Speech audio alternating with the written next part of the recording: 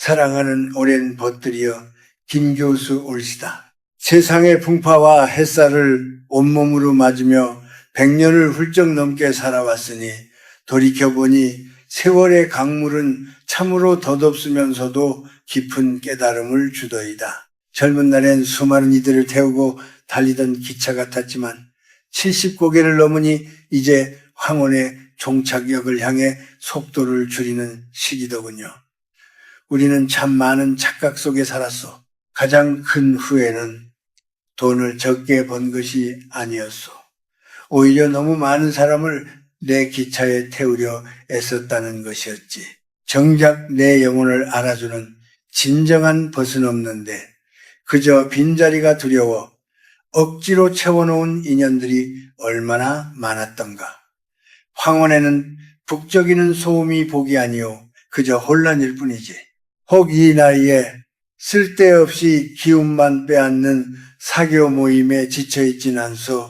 잊힐까 두려워 억지로 붙들고 있는 식어버린 인연들 말이지. 부디 내 말에 귀 기울여 주시게. 70. 우리의 남은 평화는 전적으로 주변의 고요함에 달려있어. 사람이 많으면 맑은 기운이 흩어지는 법. 낡고 병든 인연을 곁에 두는 것은 마치 흐르지 않는 고인물을 집안에 두어 생명수를 탁하게 만들고 하늘이 준 수명을 갉아먹는 것과 같소이다. 나에게 맞지 않는 사람을 붙들고 있는 것은 귀한 에너지를 밑빠진 독에 붓는 격. 이는 외로움을 달래는 것이 아니라 스스로의 운을 막는 일이지요. 오늘 저와 함께 영혼을 위한 대수술을 시작해 봅시다. 복잡하게 얽힌 인연의 끈을 과감히 놓아버리시오. 두려워 마시오. 비워야 채워지는 법. 잡다한 것들을 모두 떠나보내고 오직 2명의 친구만 남겨두어도 아니 오직 그것만으로도 남은 생이 가장 품격 있고 찬란한 황금빛으로 물들 것이오.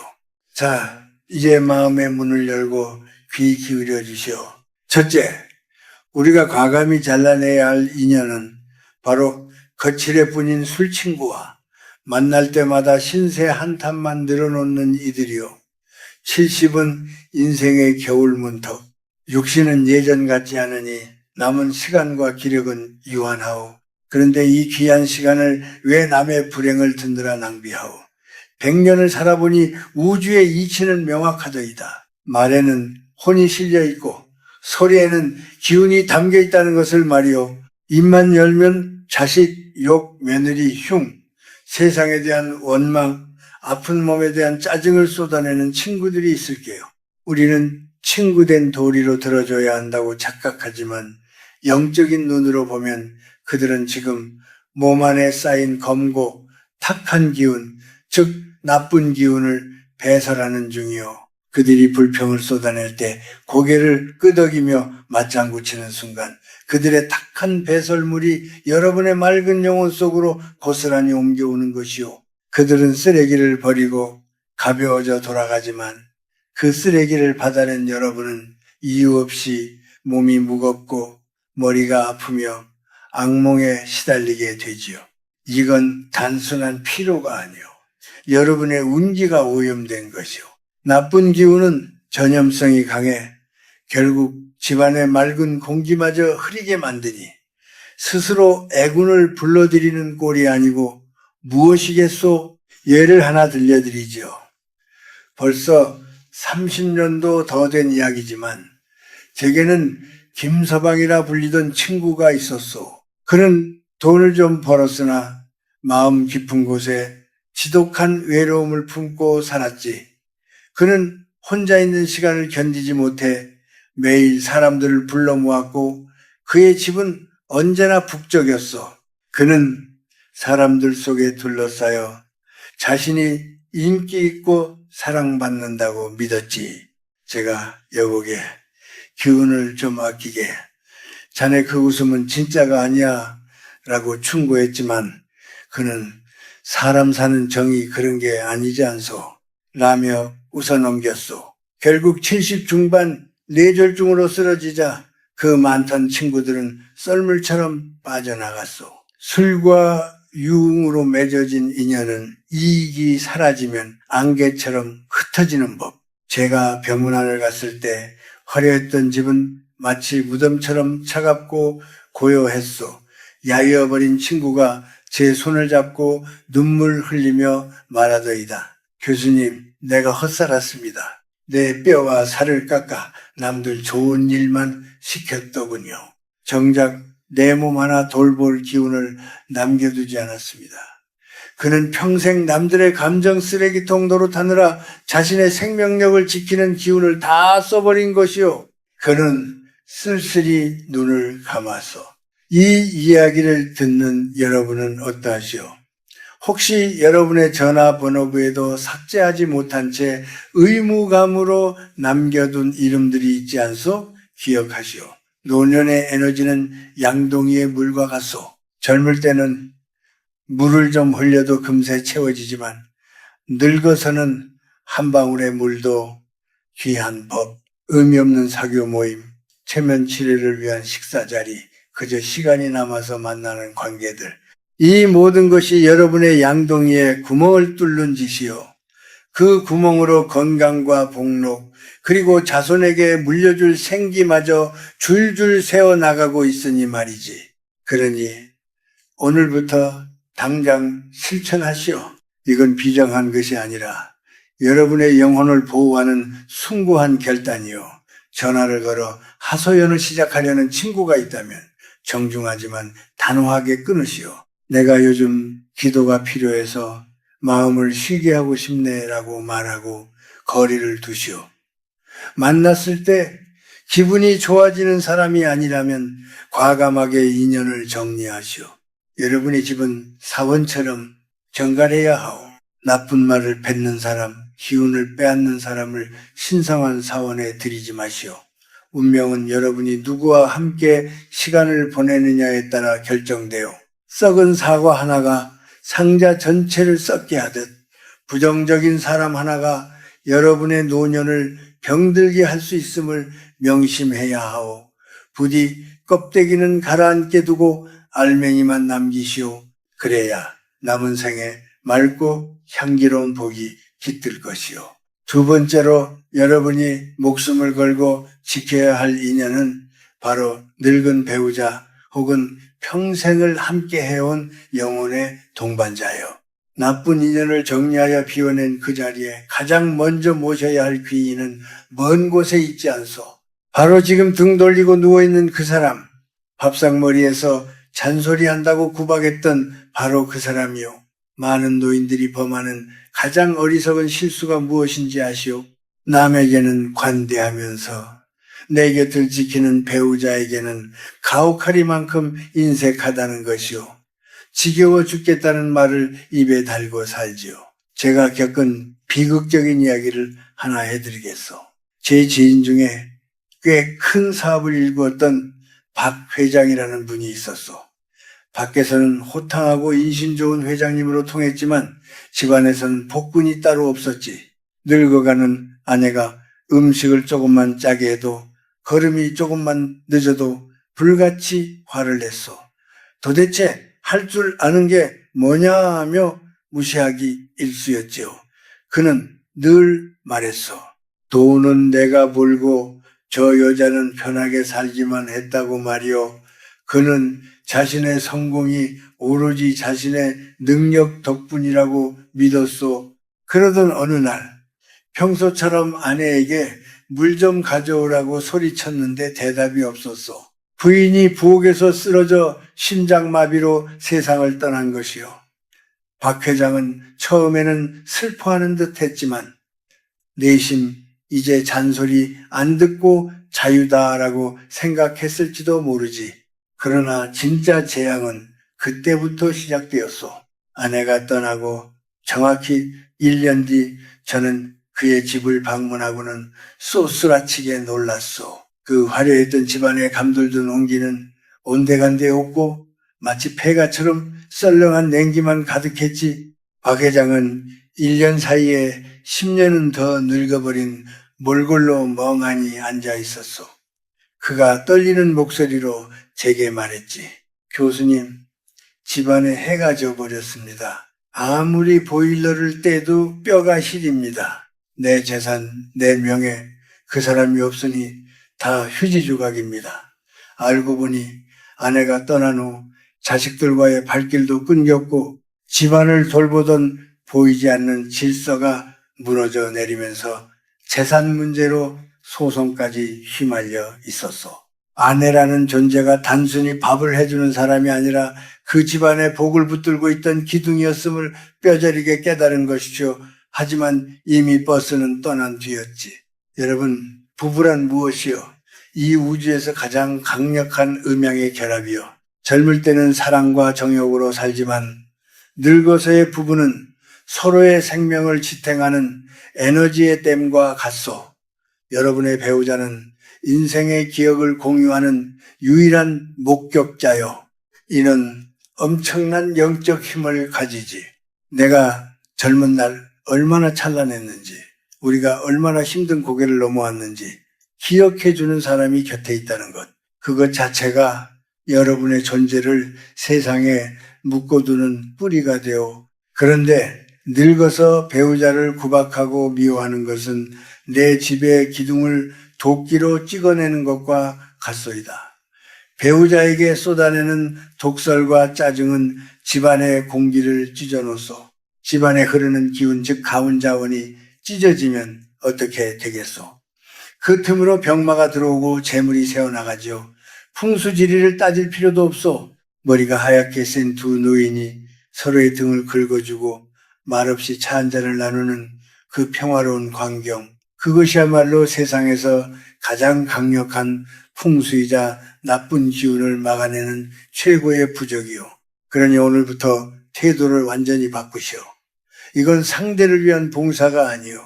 여러분 자신의 만년을 위한 생존 전략이요. 아내의 주름진 얼굴에서, 남편의 굽은 등에서 부처를 보시고 예수를 보시어 그들이 느려지고 깜빡이는 것은 여러분을 괴롭히기 위함이 아니요. 그저 세월의 파도를 함께 맞으며 낡아진 전우일 뿐이지. 낡은 배일수록 못질을 함부로 하면 가라앉소. 지금 당장 실천할 수 있는 비법을 드리겠소. 아침에 눈을 뜰 때 입을 꾹 다물고 속으로 3번만 외치시오.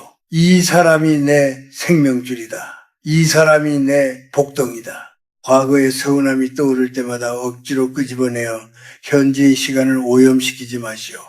그것은 스스로 독을 마시는 행위라오. 그저 살아있어줘서 고맙소. 내 곁에 있어줘서 다행이오라고 읊조리시오. 말이 곧 씨가 되는 법. 여러분이 배우자를 귀하게 여기는 순간 그 집안에는 황금보다 더 귀한 화목의 기운이 감돌게 될 것이요. 그 기운이 여러분을 고독사로부터, 우울증으로부터, 그리고 늙음하게 비참함으로부터 지켜줄 유일한 방패임을 명심하시오. 마지막으로 여러분이 세상 그 무엇과도 바꾸지 말고 목숨을 걸고 지켜야 할 두 번째 친구, 그것은 바로 거울 속에 있는 사람. 태어난 순간부터 흙으로 돌아가는 그 순간까지 단 한 번도 배신하지 않고 곁을 지킬 유일한 동반자, 바로 여러분 자신입니다. 너무나 당연한 말 같소? 하지만 지난 100년을 살아오며 제가 목격한 가장 슬픈 진실은 대부분의 사람들이 죽기 직전까지 이 소중한 친구를 철저히 외면하고 학대하다 떠난다는 사실이요.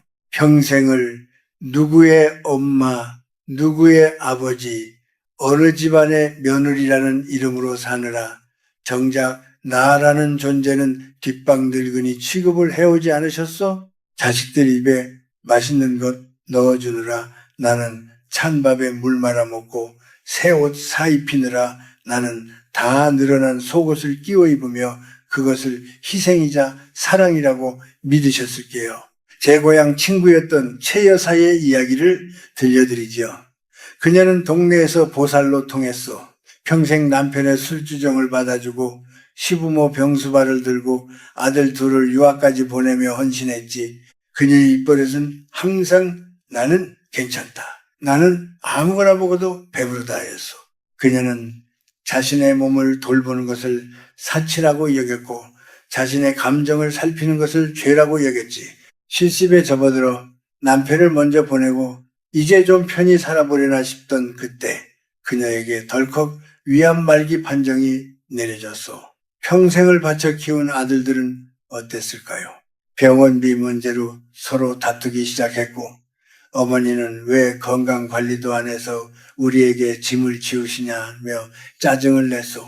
병실에 누워 앙상하게 마른 최 여사가 죽기 며칠 전 제 손을 잡고 피를 토하듯 말했소. 교수님, 나는 자식들이 나를 버린 게 슬픈 게 아닙니다. 가만히 생각해 보니 나를 가장 먼저 버린 사람은 바로 나 자신이었어요. 내가 나를 귀하게 여기지 않는데 세상 천지 그 누가 나를 귀하게 여겨주겠습니까? 내 몸한테 너무 미안해서 눈물이 멈추질 않아요. 그녀는 평생 자신을 하녀처럼 부려먹었고 결국 그녀의 영혼도 주인인 그녀를 떠나버린 것이요. 이건 단순한 불효의 이야기가 아니요. 이건 우주의 냉혹한 법칙이라오.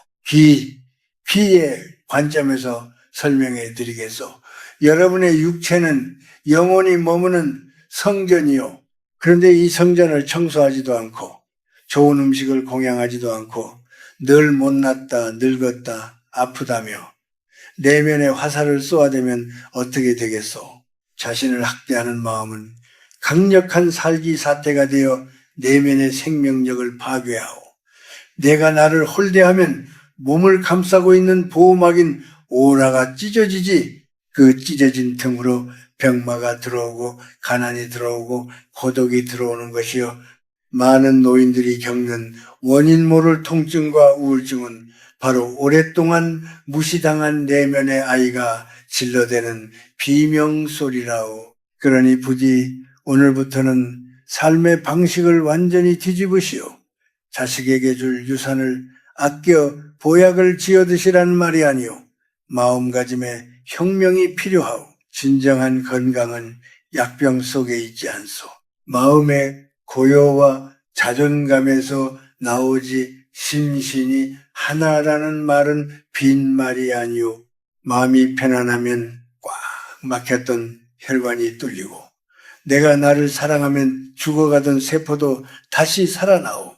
이것이 바로 내공, 나이공이 회복되는 과정이요. 이제부터는 가장 좋은 음식은 자식이나 손주가 아니라 국물 한 방울까지 여러분 자신이 드시오. 옷장 속에 아껴둔 가장 좋은 옷을 꺼내 입으시오. 남에게 보이기 위해서가 아니라 거울 속 나에게 예우를 갖추기 위해서 말이오. 그리고 하루에 한 번 조용히 눈을 감고 자신의 가슴에 손을 얹으시오. 그리고 말을 거시오. 70년, 80년이라는 긴 세월 동안 이 험한 세상을 버텨내느라 고생한 나의 심장에게, 닳아버린 무릎에게, 주름진 손에게 진심으로 사과하고 감사하시오. 고생했다. 미안하다. 그리고 사랑한다. 이렇게 자신과 대화하는 시간, 이것이야말로 세상에서 가장 위대한 기도이자 최고의 수행이라오. 여러분이 스스로를 귀한 손님처럼 대접할 때 우주도 여러분을 귀한 존재로 대우하기 시작하오. 그때 비로소 여러분의 노년은 초라한 독고가 아니라 찬란하고 위험 있는 고독구도 구둑절도의 경지로 승화될 것이요.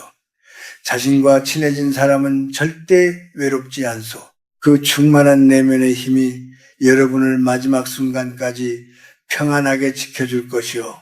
이것이 제가 100년을 살아보고 얻은 가장 큰 깨달음이요. 자, 이제 우리는 마음의 방향을 완전히 돌려야 하오. 지금까지 우리가 움켜쥐려 했던 그 모든 안간힘을 내려놓고 진정한 평안으로 들어가는 문을 열어야 할 때요. 100년을 살아온 제가 여러분께 드리는 마지막 처방은 바로 뺄셈의 미학이요.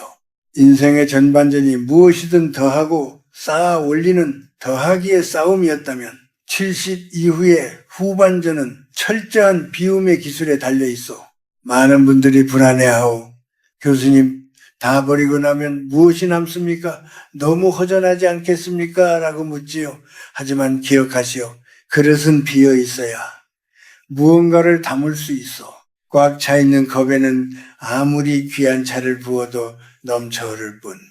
여러분의 삶도 마찬가지요. 불필요한 인연, 캐캐 묵은 물건, 부질없는 욕심으로 가득 차 있으면 정작 노년에 필요한 맑은 생기와 복록이 들어올 자리가 없소. 지금 당장 전화기를 켜시오. 그리고 지난 1년 동안 한 번도 목소리를 섞지 않은 이름들, 그저 체면 때문에 남겨둔 이름들을 과감하게 지우시오. 아까워하지 마시오. 그것은 인연을 끊는 것이 아니라 엉킨 실타래를 잘라내어 기운의 소통을 원활하게 만드는 풍수와도 같소. 만나지 않아도 되는 모임, 내키지 않는 술자리를 단호하게 거절하시오.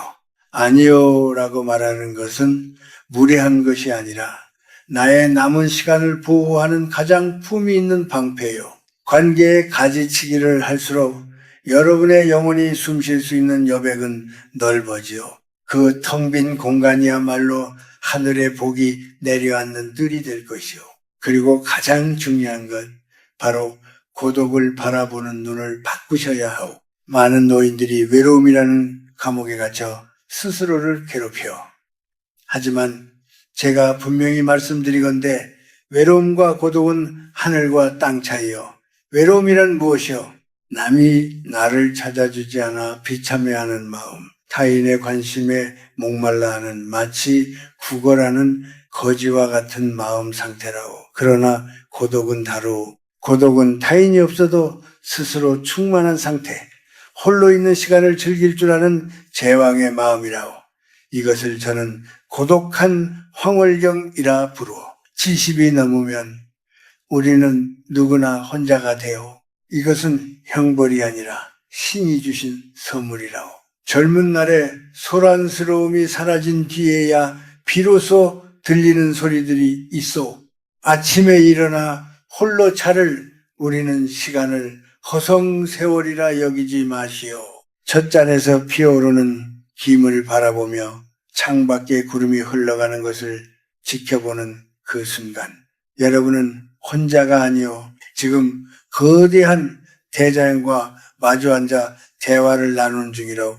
바람소리, 새소리, 햇살의 따스함, 이 모든 우주의 전기가 오로지 여러분 한 사람을 위해 존재하는 순간이요. 이것이 바로 옛 선인들이 말한 무라일체, 우오이티, 나와 세상이 하나가 되는 경지라고.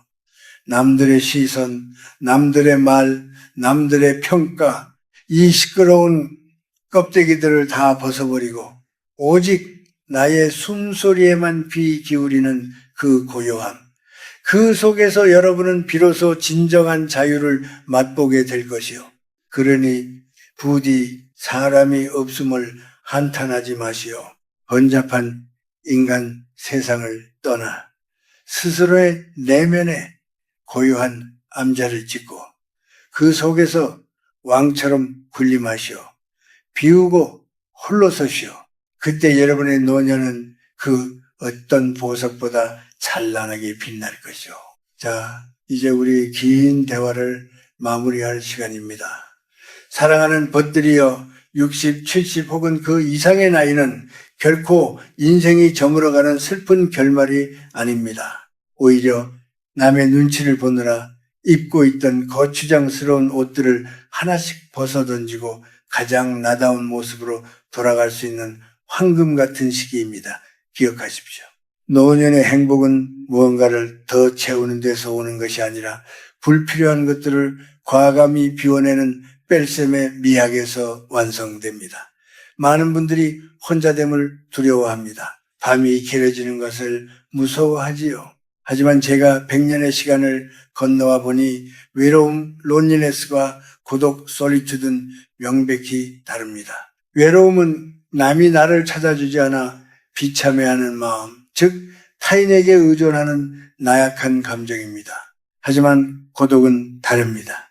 고독은 세상의 소음을 차단하고 오로지 나의 영혼과 독대할 수 있는 고귀하고 성스러운 시간입니다. 그것은 하늘이 노년에게 내린 마지막 휴가이자 축복입니다. 그러니 부디 홀로 있는 시간을 두려워하지 마십시오.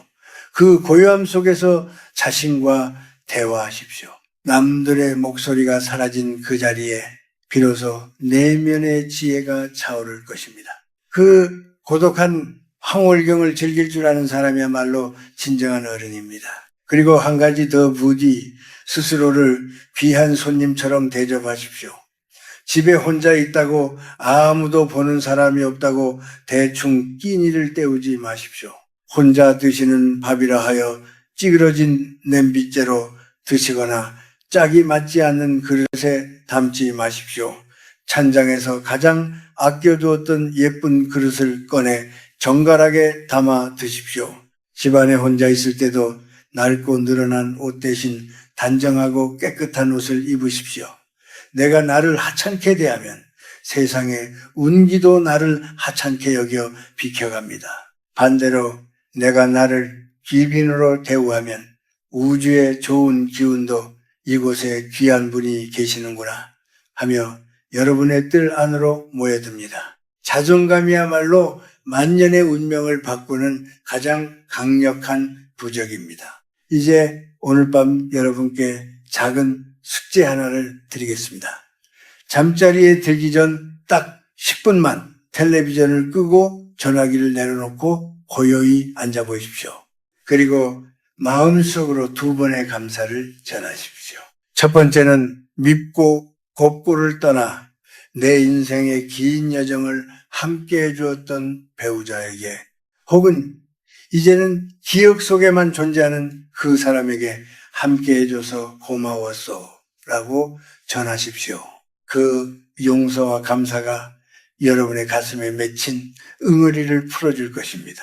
두 번째는 70년, 80년 이 모진 풍파를 견디며 단 한순간도 멈추지 않고 뛰어준 여러분 자신의 심장에게 그리고 이 늙고 병든 육체에게 정말 고생 많았다. 버텨줘서 고맙다라고 쓰다듬어 주십시오. 인생은 흐르는 물과 같습니다. 거센 계곡을 지나온 물일수록 하류에 닿으면 더욱 깊고 넓고 고요하게 흐르는 법입니다. 여러분의 남은 생이 그 잔잔한 강물처럼 평화롭기를 세상의 짐을 모두 내려놓고 오직 나 자신과 나의 반쪽 이 두 벗과 함께 가장 아름다운 석양을 맞이하기를 간절히 소망합니다. 부디 오늘 밤은 지나간 일에 대한 후회도 오지 않은 내일에 대한 불안도 모두 내려놓으십시오. 우주의 따뜻한 품 안에서 어린아이처럼 고온히 주무시길 바랍니다. 여러분의 밤이 평안하기를 기도합니다. 저는 김 교수였습니다. 감사합니다.